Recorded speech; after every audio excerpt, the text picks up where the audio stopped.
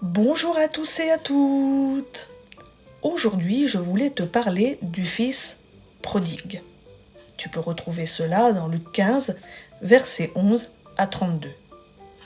Donc, pour te résumer, c'est l'histoire d'un jeune homme qui avait pris la part d'héritage qui lui revenait de son père et qui a quitté la maison de son père pour un pays éloigné. Donc on peut supposer qu'il voulait vivre la grande vie, dépenser sans compter puisqu'il avait une petite fortune et qu'il ne voulait pas recevoir d'ordre, qu'il ne voulait pas travailler, en clair qu'il voulait vivre sa vie sans dépendre de quiconque. Voilà, il voulait faire ce qu'il voulait. Donc là-bas, il gaspilla donc toute sa fortune puisqu'il vivait dans la débauche. Et au bout d'un moment, il finit par être ruiné. Il alla donc se mettre au service d'un des habitants du pays et son travail était de garder les porcs. Alors bien sûr, le porc n'est pas un animal très propre. Si par exemple tu passes un porc sous l'eau, sous le jet d'eau dehors et que tu le remets dans son parc, eh bien le porc va tout de suite se remettre à se salir et à se rouler dans la boue.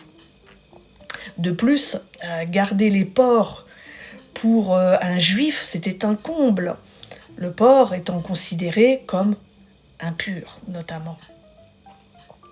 Et donc, il y avait aussi dans ce pays la famine. Donc, il n'y avait plus rien. Et le jeune homme, donc, était affamé, à tel point qu'il s'était mis à envier la nourriture des porcs, les caroubes que les porcs mangeaient. Puis, il a eu des regrets d'être parti et il décida de revenir à la maison de son père. Donc son père l'a vu revenir de loin, nous dit la parole de Dieu. Donc il était attendu. Et au lieu de lui faire des reproches, son père l'a accueilli les bras ouverts. Il a même tué le veau gras et lui fit une fête. Alors le veau gras, c'est le symbole d'une célébration festive et de réjouissance pour le retour tant attendu de quelqu'un.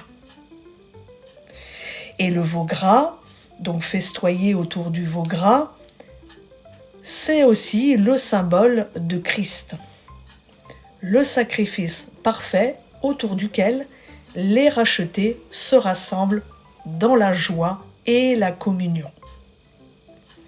Je te dis à tout de suite pour la deuxième partie.